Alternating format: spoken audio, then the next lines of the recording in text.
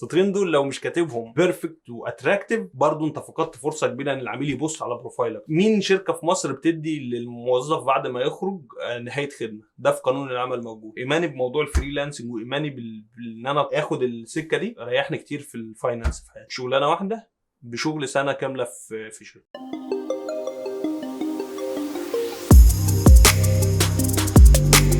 انت قلت لي انت بدأت الفريلانسنج من 2013.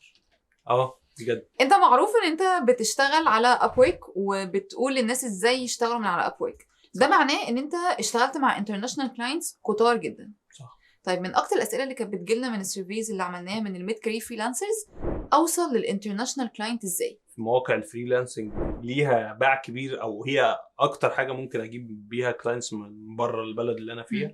ولينكد ان، الاثنين دول تو شانلز. ازاي بقى اجيبهم؟ مواقع الفريلانس بقدم على وظائف واجيب شغل.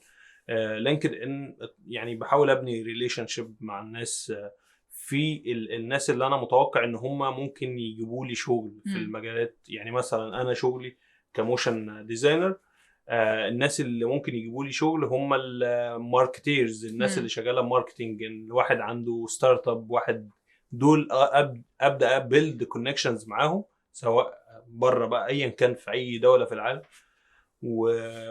وعلق لهم بقى كومنتس واديهم فيدباك لو شفت حاجه هم بيعملوها. يا جماعه انا موجود. ممكن ابدا اوريهم نفسي يعني. هنرجع بالزمن لاول مره عملت اكونت على اونلاين بلاتفورم عشان تبدا تقول يا هادي ويا جماعه اعمل ايه. حلو. احساسك كان ايه ساعتها؟ عملت الاكونت ازاي؟ لما عملت الاكونت وما جالكش كلاينت اتصرفت ازاي؟ يعني احكي لنا البدايه كانت عامله ازاي. بصي، هو انا عرفت الموضوع من ميت اب او من ايفنت كده. اول اتعرفت على الناس اللي اصلا كانوا يعني اللي كانت بتدي السيشن دي كانت مهندسه سمر صبحي، الله يرحمها، ماتت. اتعرفت عليها وبدات اسالها انا بقى، يعني اسالها اعمل كذا اعمل كذا، بدات تجاوبني يعني. وساعتها ده اللي خلاني ابدا يعني. اخدت وقت قد ايه على اول شغلانه؟ اخدت تقريبا اسبوعين، وخدت اول شغلانه كانت حاجه كده فيرتشوال اسيستنت. كنتش لسه اتعلمت اصلا موشن جرافيكس. اللي خلاني اصلا اتعلم حاجه بره مجالي، انا مهندس مدني اصلا، اللي خلاني اتعلم حاجه بره الهندسه عموما هو الموضوع ده. ان انا دخلت على الموقع، عملت شغلانه 20 ساعه تقريبا فيرتشوال اسيستنت، وبدات اقدم على شغل تاني. لقيت ان وبيجي فلوس ويا جماعه لا، ما عنديش حاجه اقدم بيها. يعني ما عنديش سكيلز.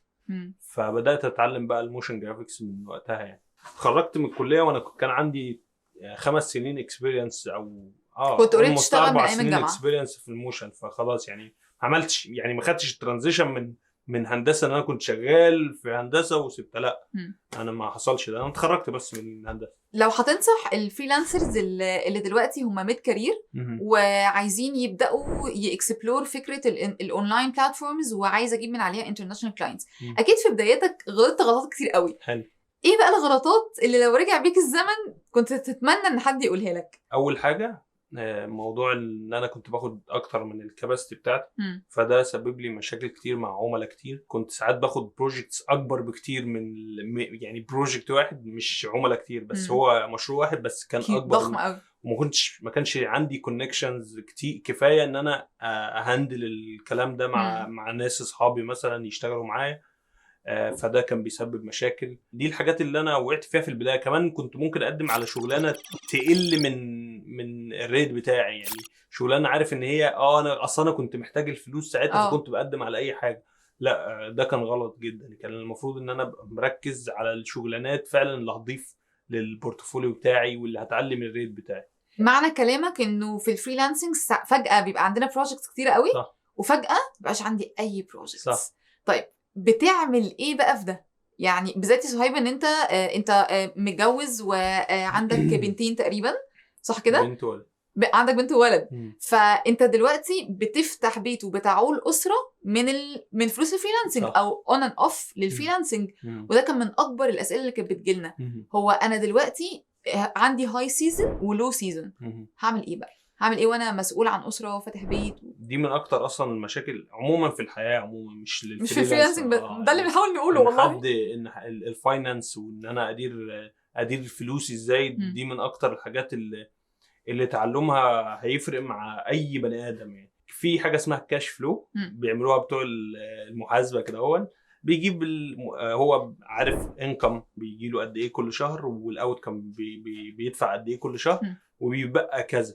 الكذا ده ببدا بقى ايه اقسمه على كل الشهور. انا مرتبي $1500 وانا بصرف حوالي $700. فالفرق $800 دول المفروض دول بحط مثلا جزء منهم ما بجيش ناحيته، 20% منهم ما بجيش ناحيتهم نهائيا، دول للطوارئ. حتى لو في سفريه هتطلع من عيني واشتغلت كتير قوي الفتره اللي فاتت. لا، ال 20% دول ليه بقى؟ لان انت الشهر اللي بعده ممكن ما يجيلكش نص الفلوس دي، فبالتالي انت يبقى عندك باك اب، يعني او حاجه حصل لك لا قدر الله ازمه صحيه انت، وده بيحصل للفريلانسرز. يعني ممكن تلاقي فجاه كده لا ده انا دخلت في دوامه كده. الموضوع ان انا الفاينانس واديره ازاي ده من المهارات اللي لازم، وما كنتش اتعلمتها في الاول، بس رحت شفت لها كورسات عشان اعرف اظبط الموضوع ده. بصراحه في الاول ما كانش عندي يعني في السنين الاولى قبل ما اشتغل بقى فول تايم وكده ما كانش عندي الخبره دي خالص، وما كانش عندي المسؤوليات اللي تخليني ابقى حامل هم ولا الحاجه ابقى حامل هم ان لا ده انا كنت بشتغل وبقدم ومعايا كلاينتس وبيجي لي فلوس، فخلاص الفلوس ايا كانت الفلوس اللي بتجي كانت مبسوط فيري انف فور مي. يعني صح. اللي هو انا لسه في الجامعه وبصرف على نفسي، بصرف على لبسي، بجيب اللبس اللي انا عايزه، بخرج الخروجات اللي انا عايزها. ده الحاجه اللي كنت عايز تعملها ساعتها. مش محتاج احوش عشان اجيب فيلا ولا اجيب عربيه فاهماني؟ فالموضوع ده تريكي شويه لما يبقى عندك مسؤوليات، وهيبقى غلس حبتين لو انت عندك مسؤوليات. ليه؟ لان انت لازم برضو يعني الفلو بتاع الشغل لازم يبقى في مينيمم ليه. لو قليت على المينيمم ده انت كده في خطر. يعني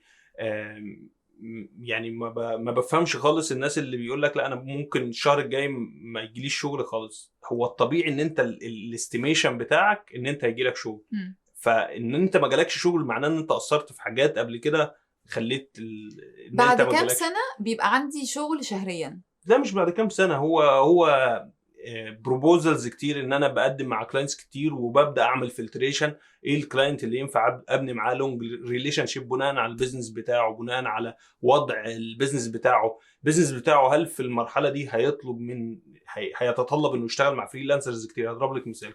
كان في شركه طيران كنت بشتغل معاها، بشتغل معاها دايركت الشركه على طول. فكان حجم الشغل اللي هم عايزينه يتطلب فريلانسر في الوقت اللي انا شغال فيه.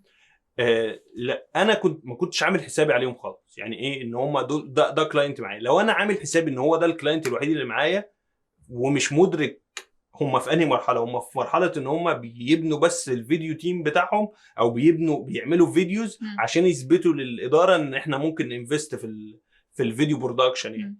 فانا كنت في المرحله ان هم محتاجين فريلانسر، فبعد كده مش محتاجين. فاهمه؟ فان انا افهم طبيعه الكلاينتس بتوعي وهم في انهي مرحله، ده هيساعدني ان انا على الاقل يبقى عندي مينيمم. انا عارف ان انا كل شهر هيبقى عندي مينيمم كذا، مش هقل عنه مهما حصل.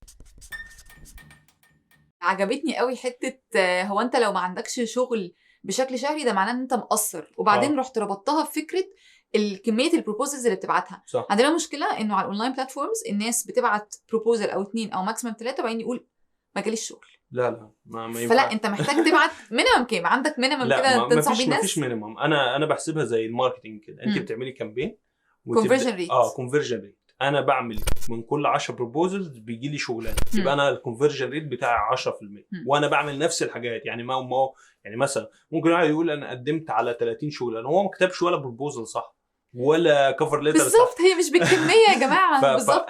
قدم على 100 مش هيجيلك. انما لما تقدم بروبوزل صح بمعايير انت شايفها صح وراجعتها مع ناس وشفت ناس بتعملها ومشيت على نفس الستبس بتاعتهم، وقتها تقول انا وبقى بيجي.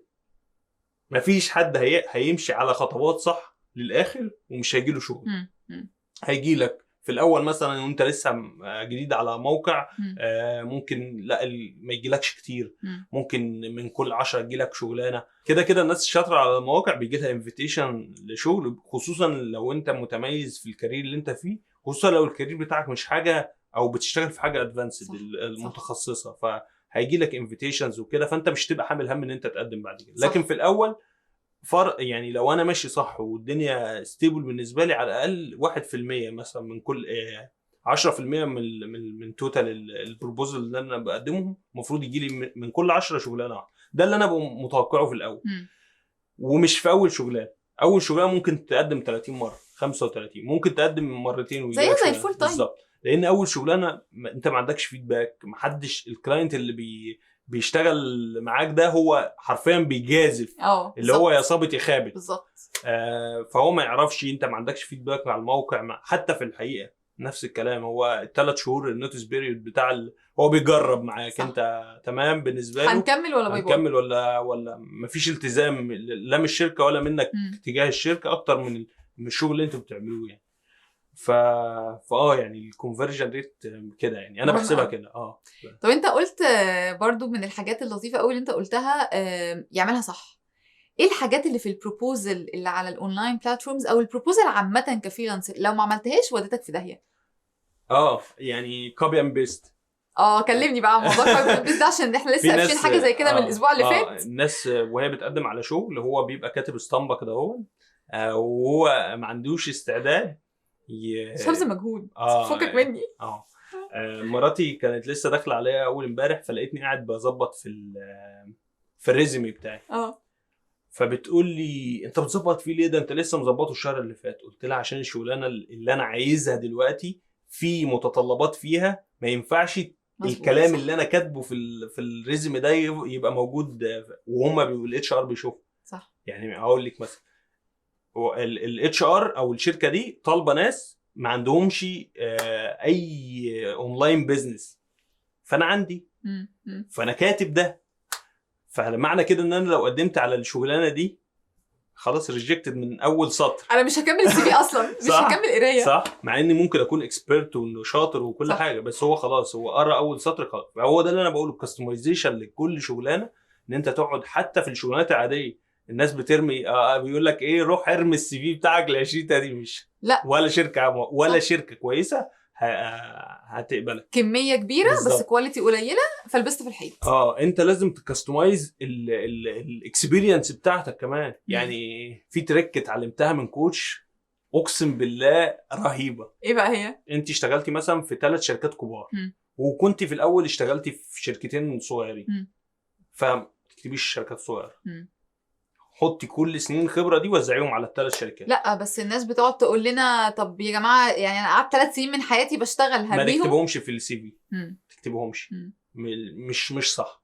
ليه؟ لان هو لو اتش ار في مكان كبير وجاي يعمل لك ريكروتنج او كده هيبدا يبص على انا عارف الشركه دي، انا عارف الشركه دي، انا عارف الشركه دي، مين دي؟ هيجي بقى في الانترفيو يقول لك طب ما فيش 2 ولا 3 سنين كانوا موجودين قبل كده، احكي له عنهم ساعتها. انما احنا في الاول الريزومي ده خلاص اتراكتيف، ان انا اتراكت الاتش ار او الريكروتر ليا، فلا اكتب الاكسبيرينس القويه اللي تستاهل الشركات اللي سمع فيه. انت جاوبت على سؤال فريلانسرز كتار قوي احنا دايما في البروجرام ده مينلي مركزين على الميد كارير فريلانسر. فالميد كارير بيبقى اشتغل على حاجات كتيره جدا، ولما بيجي يقدم بروبوزل بيكتبهم كلهم 6-7 صفح بنكتب فيها اشتغلنا مع مين، وبيبقى صعبان عليهم يشيلوا الحاجات دي. بيبقى اللي هو طب ما هو دي خبرتي. هو ده مش خبرته، هو ده وقته وعمره وكل حاجه. صح. يعني انا مقدر، بس مش ده اللي هيجيب. مثلا هقول لك على حاجه، واحد بيشتغل انا بشتغل موشن ديزاين، والموشن ديزاين فيه ترندز كده، هو في حاجات اصلا السوق العربي لو انا عايز اشتغل في السوق العربي دي المفروض احطها في البورتفوليو بتاعي، وحاجات لو انا عايز اشتغل في السوق الامريكي او اشتغل للسوق الاوروبي هي دي اللي تتحط. فانا على حسب انا هشتغل فين احط ايه. ما انا عندي ده وعملت ده وعملت ده، مش اي حاجه تتعمل لاي حد. صح. مش اي حاجه اوريها لاي حد. وكمان فكره انه انت بتقول ان انت بتشتغل على ترندز، طب افرض انا اشتغلت على ترند خلاص الترند ماتت، انا حاططها ليه لغايه دلوقتي؟ بالظبط حلو ده كمان من النقط المهمه. لما كنت بتتكلم في الكورس بتاعك اللي بيشرح ازاي الناس تشتغل على Upwork and so on، كنت بتتكلم على انه البايو او الطريقه اللي انت بتintroduce بيها نفسك هي من اهم حاجه. ايه اكتر حاجه الفريلانسر ياخد باله منها في اول سطر؟ اول سطر، عشان ده اللي هكمل يا هقفل البروبوزل بتاعك. الموضوع ده مبني على user experience research. اللي هو ايه العميل بيشوف ايه لما يفتح على الكليك، لما يكليك على البروفايل بتاعك في الموقع في الموقع ده. فايه اللي بيظهر له صورتك. فدي حاجه من اهم الحاجات اللي الناس بس في ناس مش بتحب تحط صورتها، ما يشتغلش اونلاين. يعني انت بتحبش تحط صورتك ومتحبش مش حابب تكلف نفسك ان انت تحط صوره بروفيشنال ليك وكده ما تشتغلش اونلاين. دايما بنقول كده. التايتل بتاعك لازم يكون واضح فيه الكي ووردز الرئيسيه اللي اي حد بيسيرش على الشغلانه اللي انت بتشتغلها هيسيرش على الكي وورد دي. والكي وورد دي ممكن تكررها بعد كده بطريقه لطيفه، بطريقه غير نوت سبام، يعني مش اللي هو املى الكي ووردز كوبي رايت لا ايوه بالظبط. لا انا احطها بطريقه شيك كده وبين في التايتل، بحيث لما يعني انا برضو مش بشتغلش في عالم لوحدي، لا انا بشتغل في الموقع ده له سيرش، وانا عرفت ان في حاجه اسمها سيرش انجن اوبتمايزيشن، فبالتالي لما اعمل حاجات معينه ابدا اظهر للناس. فلازم يعني اخد الحاجات دي في عين الاعتبار عشان ابقى خلاص انا وانا بسعى للحاجه اللي انا عايزها عشان ربنا يكرمني فيها، يبقى انا خدت بكل الاسباب اللي تخليني اعمل ده صح. بس الاوفر فيو بعد كده بقى تالت حاجه، يعني هو العين بتشوف الديزاين من الشمال فوق، وبعد كده تبدا تتصفح الديزاين. فهو ده اللي بيحصل اوريدي في الموقع. هو العميل اول حاجه بتيجي عينه عليها الصوره شمال فوق. شمال فوق. مش شمال. لو انا عندي هو ليها علاقه بالديزاين برضه. يعني هي مش شمال فوق. بس هم عشان انا بقول لك الديزاين فيه صوره على الشمال، وبعد كده في التايتل، وبعد كده تحت الاوفر فيو بيبان منه سطرين دول لو مش كاتبهم بيرفكت واتراكتيف برضو انت فقدت فرصه كبيره ان العميل يبص على بروفايلك اصلا. ليها بقى طرق كتير تتكتب بيها. ممكن احط فيدباك عميل اداهولي، فيدباك حلو عميل اداهولي، احطه في اول 3 سطور. ممكن لو انا اشتغلت مثلا في ايجنسي او اشتغلت مع كلاينت الناس كلها عارفاه وورلد وايد، مثلا اشتغلت مع مرسيدس، اشتغلت مع حتى ده هتلاقي الانفلونسرز مثلا والناس اللي بتعمل اعلانات لشركات هتلاقيه حاطه في البايو بتاعه، هتلاقيها اشتغلت مع مرسيدس وبي ام وكذا وكذا وكذا في البروفايل بتاعه. خلاص هو كده، بس خلاص كده بقى اصلا مش لازم اكمل الباقي، مش محتاج يعني خلاص. انت اديت العميل او الشخص اللي جاي التراست اللي هو محتاجها. ده انت اشتغلت مع مرسيدس، انت اشتغلت مع كذا وكذا. يعني دول 3 حاجات او 3 اهم حاجات عشان العميل يبدا يخش على البروفايل بتاعك، يقول يا هادي. بالظبط. اما كريم فريلانسر بيبقى بيشتغل من السوشيال ميديا، بيشتغل من شبكه علاقاته، بعدين بيجي يقول طب ما انا عايز اطلع على اب وورك اشوف كده الدنيا بتعمل ايه، بطلع على فريلانس يارد اشوف العالم هناك بيعمل ايه. بفتح الاقي مثلا في 16,000 فريلانسر على فريلانس يارد بيتخانقوا على نفس التاسك. خش على اب وورك الاقي في هنود اصلا بيتخانقوا على نفس التاسك، فبيحس انه شكرا انا مش عايز اشتغل على اونلاين بلاتفورمز تاني. تنصحهم بايه في حته المنافسه، مع انه كده بيقفل على نفسه اسواق كبيره جدا؟ هو المنافسه كده المنافسه موجوده. يعني في اي مجال، في اي وظيفه في الدنيا، ايا كانت الوظيفه، خش على وظف مثلا او على اي حاجه وظيفه عاديه، وخش شوف الناس اللي مقدمه في نفس الشغلانه اللي انت بتقدم فيها. بس خليني اقول لك على شويه حاجات بسيطه كده. اولهم مثلا كم واحد من اللي مقدمين اصلا هو شغال الشغلانه دي؟ مش في ناس بتقدم وخلاص؟ سبام. في ناس بتقدم. أيوة. انت شغاله ايوه انا في الداشبورد بقى قاعده ورا في الداشبورد كم واحد مثلا اكونت اسمه ايكي بيعمل سبام على 20 فيكنسي. بتعمل كده ليه؟ بتعمل كده ليه؟ صح. فجزء من الموضوع ان انت يعني ده بيخدعك ان انت لا ده الناس مش هتشوف في السي في بتاعك. الطرق بتاعه التقديم عموما في الشغل وازاي تتميز بتخليك مثلا من اول، يعني هم لو عملوا فلتريشن كده من اول 20 يعني انت محطوط في 20 شخص بتنافس 20 شخص. الرقم يزيد يقل على حسب المجال وعلى حسب المنافسه فيه. ممكن يبقى ازيد، ممكن يبقى اقل. اللي يميزني ايه؟ اللي يميزني ان انا اشتغلت مثلا مع شركات قبل كده، اشتغلت بعد بروبوزل حاطط فيه سامبل معينه او نموذج معين، ده اللي الكلاينت عايز يشوفه، اللي الكلاينت بالظبط، وبالذات على مواقع الفريلانس. يعني ممكن في الفول تايم يبقى صعب ان انت تبعت حاجه محدده. لكن على الفريلانس هو بعت لك حاجه معينه هو عايز شبهها، لو انت عملت شبهها خلاص كده زي الفل. اتفضل يا عم لينك اهو، لينك حقيقة وحط لينك، جدا. ما تحطش ده حقيقة فايل جدا. يعمل صح. له داونلود، حط صح. لينك فيديو او لينك صفحه كده اهو فيها اللي هو عايزه بالظبط. خلاص كده انت كده قطعت 3/4 الشوط. ممكن دي حاجه تميزك، ممكن واحد تاني يبعت PDF، فدي نقطه العميل ما يفضلهاش. ايوه صح. ممكن لسه هقعد اعمل داونلود واستنى يعني. لو انت عندك ويب سايت برضه بيرسونال، كل ما تعمل حاجه في الفريلانس ليك كل ما تسبق خطوه. حلو. لو انا عندي ويب سايت بورتفوليو فده يخليني اقوى من واحد ما عندوش. لو انا عندي السوشيال ميديا قويه وعامل بيرسونال براندنج محترم عليهم، مش بعدد الفولورز بس، عامل بيرسونال براندنج محترم ليا، وعامل وبتكلم بتون اوف فويس معينه وكده، هو العميل لما يخش على السوشيال ميديا عندي من مواقع الفريلانس بيخش صح يخش يسيرش عليك فيلاقي كريدابيليتي كده هو، فانت برضو مظبوط يعني تروح في السكه الصح. المنافسه عموما موجوده، لن تنتهي، وممكن تنافس. انا ممكن انافس لبنى على نفس الشغلانه اللي طبعا الرزق بتاع ربنا اول حاجه، دي قبل كل الكلام ده. رزق وتوفيق ده من عند ربنا. اول حاجه. تاني حاجه سعيك للحاجه دي، وان انت تعمل كل حاجه يعني ايه، ركز في الحاجات الاساسيه. عامل ريزمي اعمله صح، عامل اوفر فيو، عامل بورتفوليو اعمله صح. حاجه بتتعمل مره واحده وبتجيب لك شغل بعد كده كتير، لازم اعملها حلو قوي واطلع فيها احسن حاجه عندي، واشوف ايه الافكار اللي تخلي الموضوع ستاند اوت واعملها واستثمر فيه. مظبوط. بس طيب الميد كارير فريلانسر دلوقتي خلاص الحمد لله شغلناه على الاونلاين بلاتفورمز، وعارف يعمل البروبوزل ازاي اند سو اون، وبدا يجيب من عليها فلوس. حلو. بس في الاول وفي الاخر انا الوحيد اللي عارف ان انا بدخل الفلوس دي.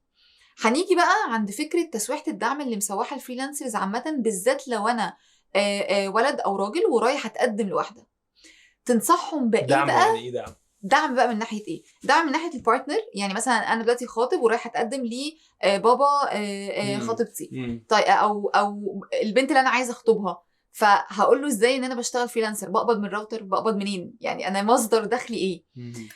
ده كان من اكتر الاسئله اللي جات لنا، انه اقدم الموضوع ازاي لو انا رايحه افتح بيت، رايحه اتقدم. ونفس الكلام للبنت اللي الشخص اللي جاي يتقدم لها هو فريلانسر، تقدم الموضوع ازاي لاهلها؟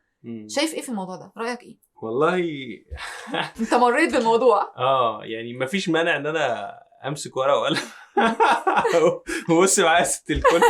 لا بجد مفيش مانع ان انا امسك ورقه وقلم واقول له بص يا عمي احنا دي شجره. لا هي كلمه. الموضوع ده كان صعب قبل كده قوي قوي قوي قوي، على قد ما دلوقتي التوعيه اللي حاصله في المجتمع من سوشيال ميديا، من اعلام اصلا بقى بيتكلم على فريلانسرز وضرايب على الفريلانسرز، وايه ده في فريلانسرز وفي مستقلين وكده اهو. فبدا الناس يبقى عندها اويرنس شويتين بالموضوع. وبقى يعني انا زمان لما كنت اقول لشاب زي شاب معايا او حد انا بشتغل فريلانسر مش فاهم انت يعني بتعمل مش ايه، عارف يعني. فحاليا لا، الوعي بالموضوع زاد.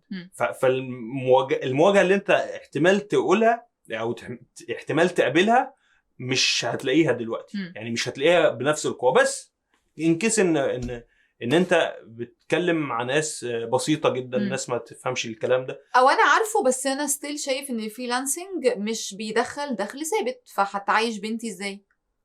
هو ابو البنت يعني هو منطقيا كده هو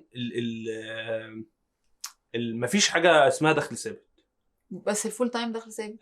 الشركه يعني لو انا شغال في الحكومه مثلا اقول لك تمام، انه وفرص شغل في الحكومه تكاد تكون معدومه دلوقتي.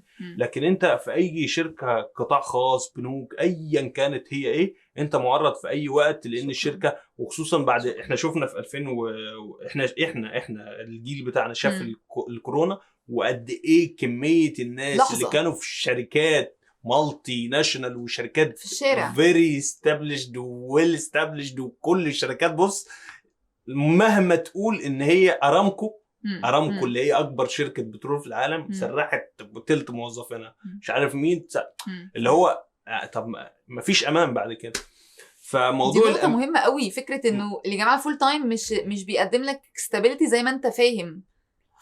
موضوع الامان موضوع الامان بيجي من شويه حاجات. يعني الامان الامان المادي، ان انا يبقى عندي مثلا فلوس للازمات. انا ممكن اتكلم في الحاجات دي، ان انا معايا فلوس محاططها للازمات، فانا لو حصل لي دروب الشهر ده فانا عندي باك اب للكيس دي. وده ده المقنع حرفيا. صح. يعني ده اللي يقنع اي حد بتكلمه، ابوك، ابوه، واحد من الشارع تقول له لا ده انا عندي حاطط 100,000 جنيه 80,000 جنيه في البنك للظروف، ما اشتغلتش الشهر ده خلاص انا حاطط.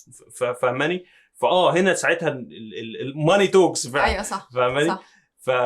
وغير كده الشركات فعلا اغلب الشركات وخصوصا هنا عشان ما فيش قوانين برضو تنظم الموضوع، والقوانين ما بتطبقش بحذافيرها.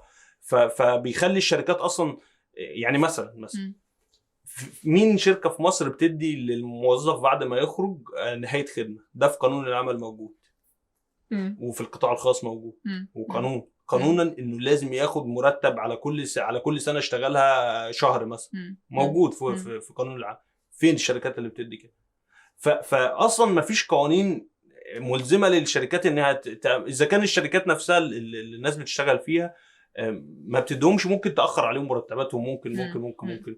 طب هو لو انا مثلا، خليني اطرح السؤال بالعكس، لو انا مثلا شغال في شركه والشركه اتاخرت، او واشتغلت فول تايم والشركه اتاخرت في الفلوس، هصرف منين؟ زيرو. انا على الاقل في الفريلانسنج عندي 3 كلاينتس تانيين، واحد اتاخر 3 تانيين شالوا لي الموضوع. غير بقى كده وكده في بعد تاني انا شايف ان ده اهم بعد في موضوع الفريلانسنج. يعني انا مش بقول والله ان الفريلانسنج ده احسن حاجه في الدنيا ولا كده، لا هو ليه عيوبه ومميزاته، بس اي حاجه انا ببنيها في الفريلانسنج ببنيها لنفسي، بعملها لنفسي. اي حاجه بعمل ويب سايت بورتفوليو بعمله لنفسي ويفضل معايا اسيت. بعمل بتعلم ازاي ادير فلوسي، فانا بتعلمها لنفسي، بتعلم.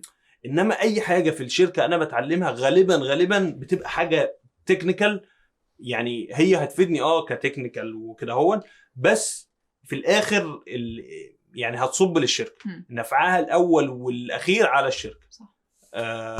فانا شايف ان ده نفعه عليك انت في الفريلانسنج، ده نفعه عليك ان اي حاجه انت بتبنيها كلاينت انت استثمرت فيه فلوس. يعني مثلا كلاينت انت شايف ان فيه بوتنشال ان انت تشتغل معاه، وقمت عامل له بروبوزال محترم واديته مثلا 50% خصم، وبدات تبيلد ريليشن شيب معاه. فانت الريليشن شيب معاه دي هتجيب لك شغل بعد كده، شهر واثنين وثلاثه واربعه وعشرة، ممكن بعد سنتين يرجع لك، ممكن بعد 3 سنين يرجع لك. ده حصل معايا في كلاينتس بدات معاهم 2018 وقفنا ورجعنا دلوقتي. لما يحب يرجع هيرجع لك. اشتغلت معاهم تاني. دي الاستمراريه اللي دي الميزه. دي الميزه. مش دايما بقول ان الفريلانس ده اجمد حاجه، عشان بس الناس ما تفهمش ان انا متحيز. انا اشتغلت فول تايم، وساعات بشتغل فول تايم وجنبها فريلانس، وساعات بشتغل فريلانس بس، وساعات بشتغل بارت تايم. فلا انا مش متحيز لحاجه، انا متحيز للي يضمن لي حياه نفسيا مستقره. لان برضه من اكتر المشاكل الناس بتواجهها دلوقتي النفسيه، ان هو شغال وبيقبض كويس وواخد بوزيشن كويس وبياخد فلوس كويسه، بس مش لاقي وقت اعيش بيهم. بالظبط، مش عارف يعيش. مفيش ورك لايف بالانس. ده في الاحلام. صح. مفيش. طب ما هو دايما بيجي لنا بقى السؤال الوجه الاخر للعمله. انا كفريلانسر عشان اضمن ان انا معايا فلوس كتيره، فهيجي لي مثلا مثلا لو الكاباسيتي بتاعتي 4 كلاينتس في الشهر، حلو، فانا جالي 5، فانا هضغط على نفسي جامد عشان اشتغل مع ال5 دول، فانا كده ما بقاش عندي ورك لايف بالانس، انا بقيت 24 ساعه بشتغل. ده مش صح برضه. ما انا قلت لك ده من المشاكل اللي انا وقعت فيها في الاول. نبالانس ازاي بقى؟ نبالانس. اخد شغل على قد اللي معايا، شغل جاي لي وانا اقدر اعمله. ممكن ادي الشغل اللي يتطلب مني يعني يتطلب واحد مهاراته اقل في ان انا ادي له الشغل ده، وابدا انا اشرف عليه واخد الشغل ده.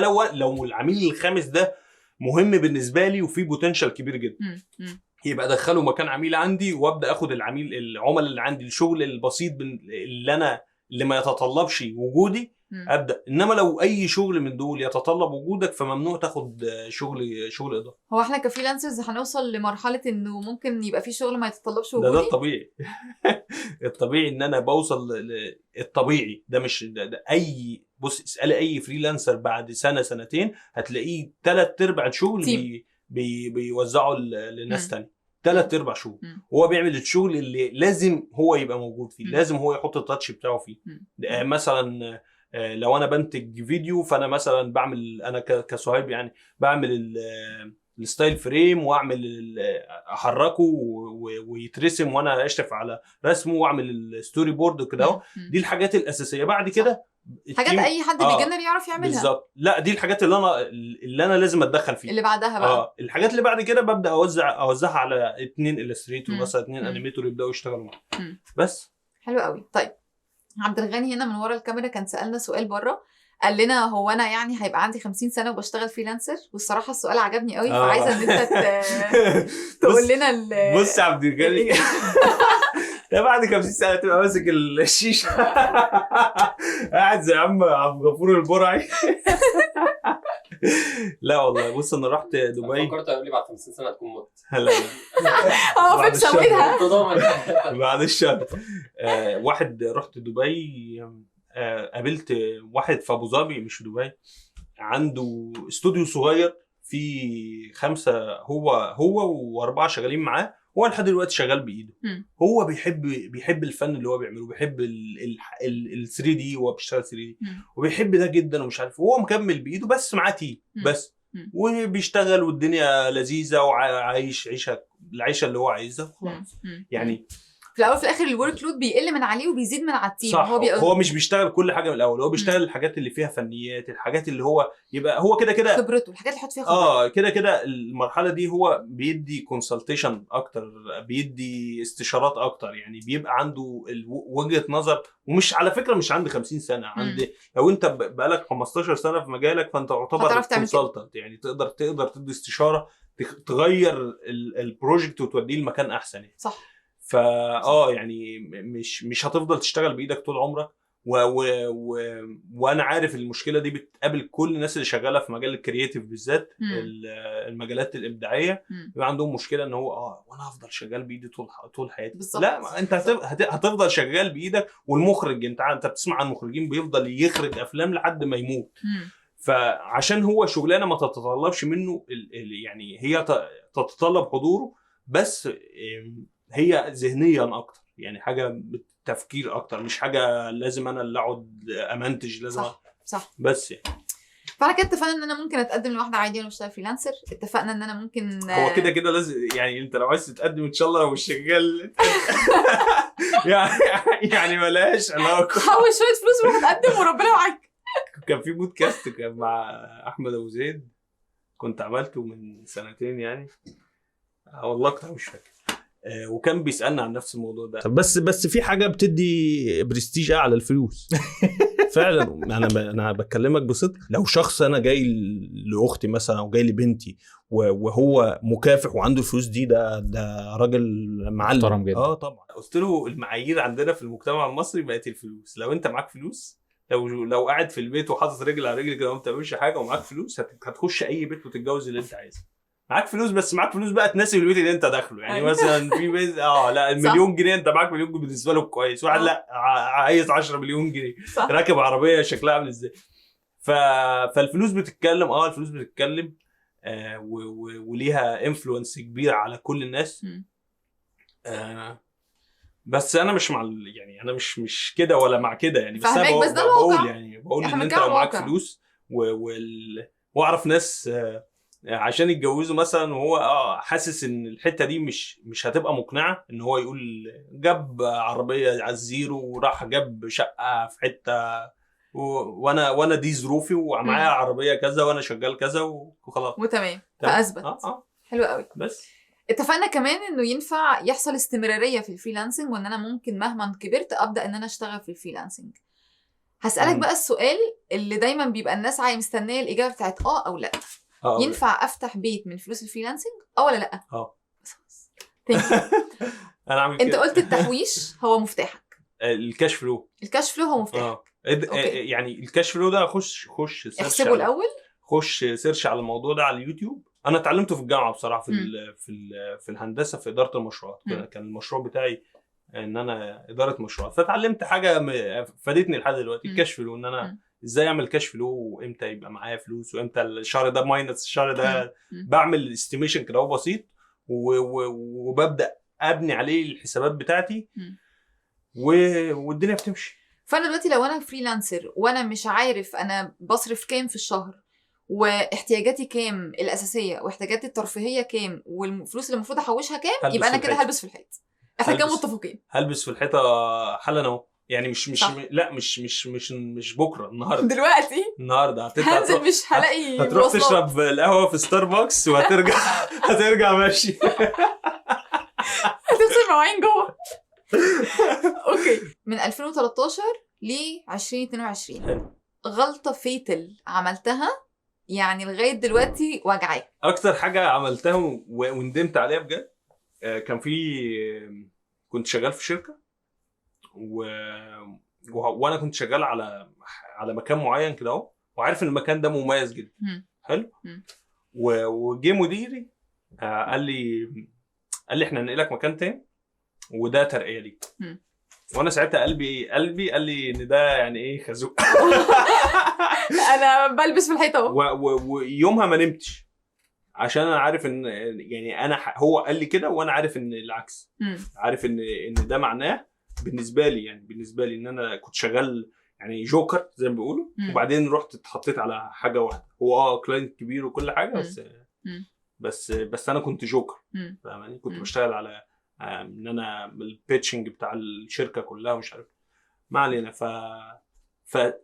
دي الغلطه اللي انا وقعت فيها. انت وافقت على الترقيه؟ ان انا ما سمعتش قلبي. انا قلبي عقلي بدا يقتنع خلاص واقع، فلوس زادت، مش عارف ايه كده تمام. طب وايه اللي حصل ساعتها؟ اللي حصل ان انا رحت على المكان ده واكتشفت انه كان زي ما انت كنت متوقع. اوكي. فدايما اسمع اللي انت حاسس بيه. دي اكبر غلطه وقعت فيها. اوكي. فاينانس بقى كده، النصب والحاجات دي كده موجوده يعني. انما دي اكتر حاجه اتعلمتها اخر 10 سنين. ان انا لو حاجه انا مجتهد، وعارف ان انا مجتهد، وعارف ان انا شاطر، وعارف ان انا ببذل كل حاجه عندي عشان الحاجه اللي انا بعملها. فلما قلبي يقول لي حاجه ده بسبب حاجه، ده سبب حاجه معينه انت عديت بيها. معناها انها صح. طالما انا مش بقى مش عيل كده ولا ده انا اصلا عليا اكسات كتير والناس عندها فيدباك عني كتير. صح. لا صح. انا ماشي كويس والدنيا تمام معايا والفيدباك اللي بيجي لي من مديري ده كويس جدا. صح. فجأة حصل حاجة وانا قلبي قال لي لا، وانا فضلت اسمع مديري اللي هو لا ده بوزيشن فعلا. في الاخر فعلا ندمت. حاجه لو عملتها هتقلل النصب. حاجات داون بيمنت على طول. انا اعرف ناس بتاخد 100% داون بيمنت، وده بسبب انه شاطر. اسمه سابقه، فبالتالي انا عارف انك انت كفريلانسر مش هتطلع تجري. بالظبط. داون بيمنت في المقام الاول والاخير. ببدا اقسم الشغل المايلستون. يعني ايه مايلستونز؟ يعني خطوات كده. ولما اعمل كذا انا هاخد كذا، لما اعمل كذا هاخد كذا. ما اجيش افاجئ العميل في الاخر. ولازم تواصل طبعا من الاول للاخر. ما اجيش افاجئ العميل في الاخر بنتيجه هو ما مشيش معاه البروسيس بتاعتها. فبالتالي هو هيعدل عليا في اي مرحله في المراحل اللي انا مشيت بيها لوحدي. فانا هزعل وهتضايق. وده اغلب المشاكل والمشاريع اللي بتتفشكل بسبب كده. صح. بسبب العميل جه يتفاجئ ان انت بتبعت له الحاجه النهائيه، هو في دماغه حاجه تانية خالص. فان انا اقسم الشغل المايلستونز كده، واقسم الفلوس على مايلستونز برضه. كل ما اخلص كذا انا هاخد كذا، كل ما اخلص كذا. ده هيبقى شويه متعب للعميل في انه يدفع لك كل شويه. بس هو برضو ده يعني هيفولفيل حاجه لا هيفولفيل حاجه على جواه كده ان هو كده. ما دفعش بالك مره واحده ان هو بياخد قيمه قصاد الحاجه اللي بيدفعها انستنت بشكل دوري فهماني. فنفسيا عليه هيبقى الموضوع اخف من ان هو يجي في الاخر يكتشف لا ده انا هدفع قد كده والمشروع لا ده انا اعمل كارثه يعني. اوكي. الداون بيمنت وان انا اقسم الشغل يعني واشتغل مع الناس اللي انا عايز اشتغل معاهم. ما يبقاش عميل اصلا انا عارف او سمعت عنه كلام وحش وسمعته وحشه وفي الاخر رايح اقول اتنصب عليا. ما طبيعي بالظبط. thanks to freelancing او بفضل الفريلانسنج حصل لك ايه في حياتك؟ ايماني بموضوع الفريلانسنج وايماني بان انا اخد السكه دي ريحني كتير في الفاينانس في حياتي بجد. وممكن اشتغل مع عميل واحد من العملاء اللي عندي الحمد لله يعني شغلانه واحده بشغل سنه كامله في شركه. صح ف thanks to freelancing for this عميل. صح. طيب لو فريلانس يارد كانت موجوده وقت ما انت بدات كانت هتفرق معاك في ايه؟ التوعيه دي مهمه جدا يعني ان انا اشوف حد سبقني في حاجه معينه في ايا كان المجال وابدا افولو هيز ستيبس والنصايح بتاعته. من اكتر الحاجات زي ما قلت لك في الاول كنا مفتقدينها قوي. لا اللي علمني سمر مهندسه سمر صبحي وهي كانت فعلا سادة جنب الجيل. يمكن ناس كتير ما تعرفهاش من الجيل الموجود. انا بدات بعديك بسنتين بس مش عارفه عشان انت على الارض هي اونلاين. انت كنت ما كانش عندي سوشيال ميديا اصلا. فالناس اللي شغاله اونلاين كلهم عارفين اللي بادئين من بدري شويه. فهي اي فولو هير ستيبس وخلاص هي دايما كانت بتقول كده يعني اعمل اللي يعمل المطلوب منك بالشكل اللي احنا بنقول عليه صح والنتائج هتلاقيه. وفعلا يعني انا بقول لك بعد اول اسبوعين تقديم على شغل خدت اول شغلانه. صح. فبس يعني الموضوع مهم جدا. التوعيه بالموضوع مهم جدا. من الحاجه السبب اللي مخليني جاي هنا اصلا النهارده ايه الكوميونتي بتاع الفريلانسرز لما يكبر هيبقى لينا هنقدر نتكلم مع مؤسسات كبيره. صح. نقدر نتكلم صح. مع بلد مع الدوله بشكل قوي نقول لهم ان احنا في دخل قد كده زي ما السياحه بتدخل كذا او صح. زي ما كذا بيدخل كذا. احنا لينا شويه طلبات بسيطه عايزينها بابسط بحاجات بسيطه جدا محتاجينها تسهل علينا. فيبقى لينا كيان او يبقى مش هقول رقابه ولا الكلام ده لا صح.